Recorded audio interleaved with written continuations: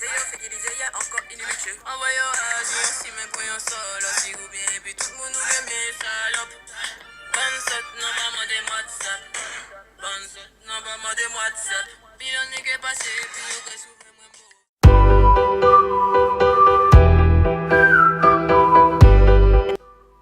Coucou tout le monde, bienvenue sur ma chaîne, moi c'est SGK et on est dans la deuxième partie de comment avoir de beaux cheveux longs avec des produits uniquement naturels.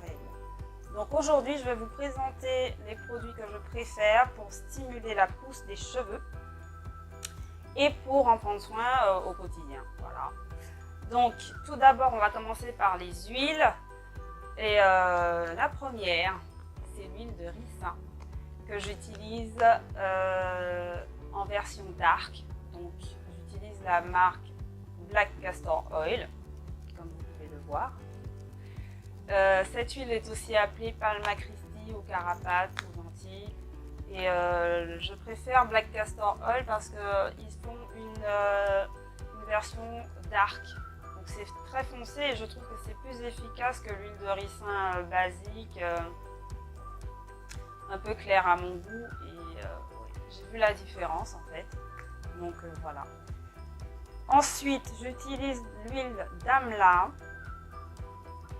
l'huile de sapote, c'est l'ami des cheveux crépus, l'huile de sapote, et j'utilise aussi l'huile de moutarde. Vous connaissez ou pas? C'est l'huile favorite des Indiennes. Vous avez vu les cheveux des Indiennes ou pas? Je ne parle plus, on s'arrête là. Donc, l'huile de moutarde, il faut savoir que sur les cheveux crépus, c'est pas très efficace, c'est pas top.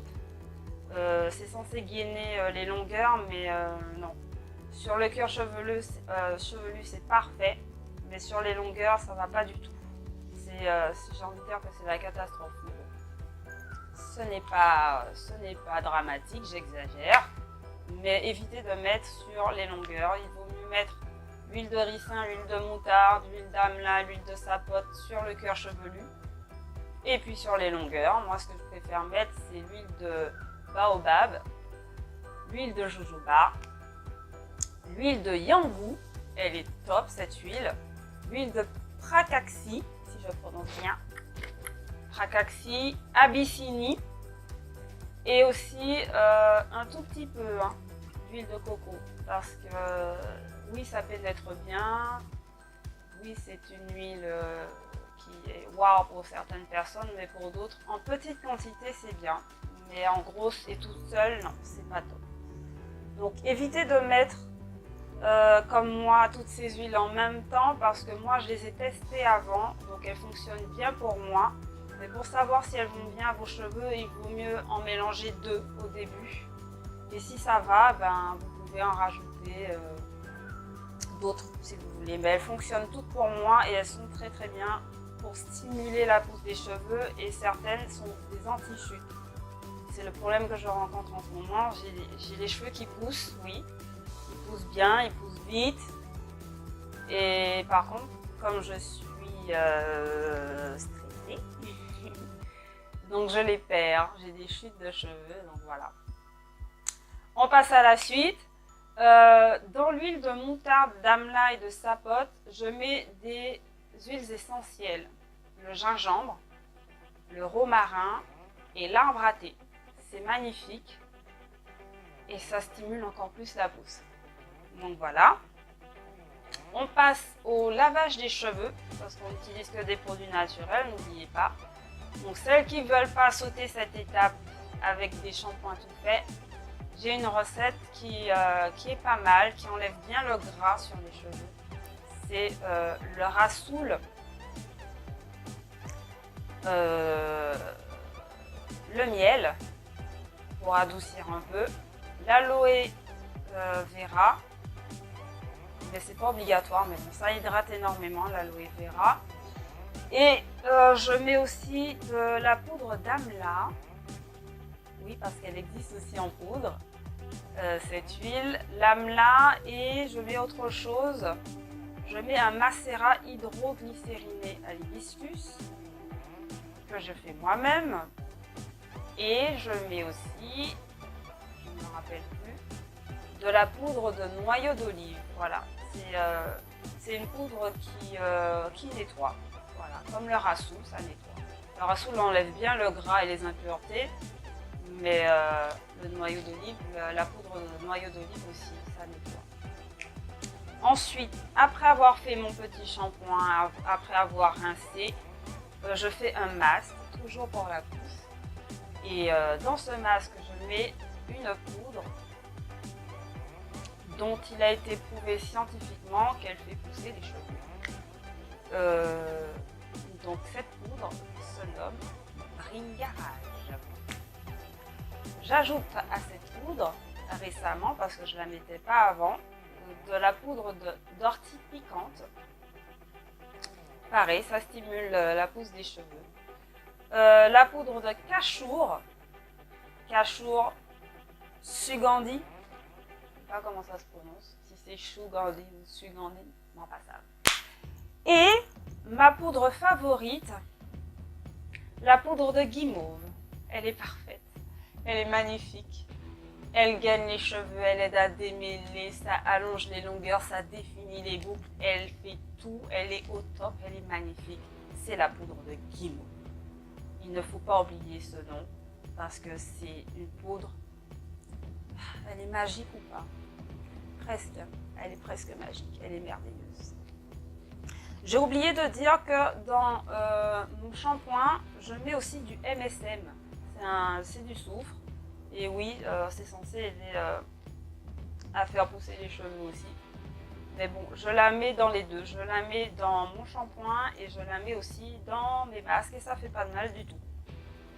Donc pour me coiffer, toujours dans les produits naturels, j'utilise de l'aloe vera comme hydratant. Voilà, c'est dans mes cheveux là, l'aloe vera. Je ne sais pas si vous voyez bien ou pas. On voit pas, je sais pas. De l'aloe vera et je scelle l'hydratation parce qu'il faut sceller l'hydratation, sinon ça ne sert à rien de mettre un produit hydratant et de rester comme ça à l'air libre, ça va s'évaporer. Donc on scelle l'hydratation, on emprisonne avec quelque chose d'un peu gras. Moi j'ai fait une chantilly maison, donc j'ai mis du cacao, du beurre de cacao, du beurre de karité, et j'ai fouetté le tout et j'ai rajouté un peu de mon macérat hydroglycériné parce que ça fonctionne bien. Et puis dans ce macérat, qu'est-ce qu'il y a? De l'eau, de la glycérine végétale, de l'aloe vera et des feuilles d'hibiscus, des fleurs d'hibiscus. Les fleurs d'hibiscus, je vous laisse regarder les vertus, il y en a beaucoup et ça aide notamment à faire pousser les cheveux. Donc voilà.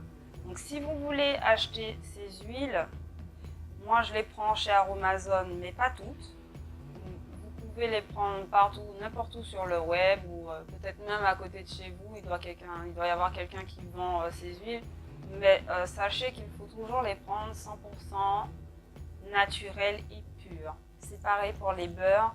Si vous voyez dans les ingrédients qu'il y a d'autres mentions que ce qui est censé être dedans, c'est pas la peine. Si à côté de ricin il y a de l'alcool ou je sais pas quoi, vous prenez pas. Si dans le beurre de karité il y a parfum, fragrance, machin, c'est pas la peine non plus. C'est brut, pur, 100% naturel. Sinon ça fonctionne pas.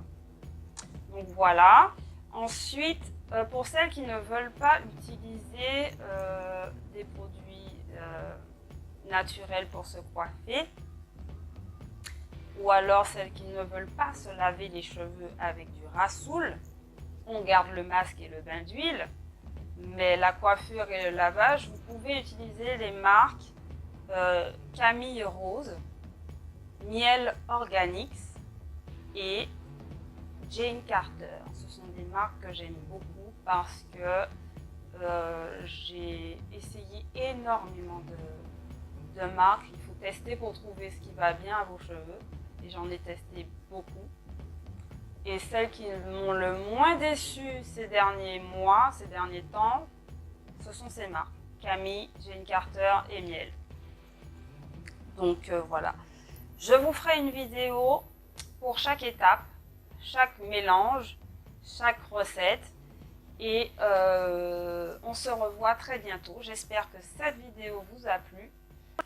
Si vous avez des questions, n'hésitez pas à me les poser dans les commentaires. Je répondrai volontiers et je vous dis à bientôt. Je vous fais de gros bisous comme ça. Comme ça. Et comme ça. À bientôt.